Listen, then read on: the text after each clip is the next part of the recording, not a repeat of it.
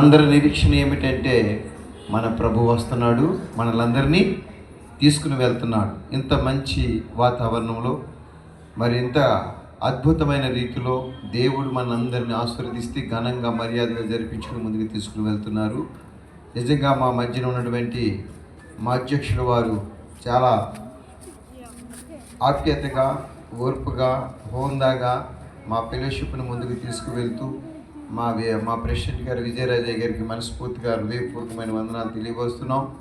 అలాగే గొప్ప గొప్ప దైవ సేవకులు, అభిషక్తులు, దేవుడి చేత పిలువబడిన ఎంతో భారము కలిగి, బాధ్యత కలిగి, కన్నీరు ఎదట పెట్టి ఈ లోకాన్ని, మానవ జాతిని రక్షించాలని ఆనాడు ప్రభు ఏ రీతిగా అయితే ప్రయాసపడ్డారో ఈ రోజున అదే కాడిని దైవ సేవకులందరి మీద ప్రభు పెట్టి ఉన్నారు.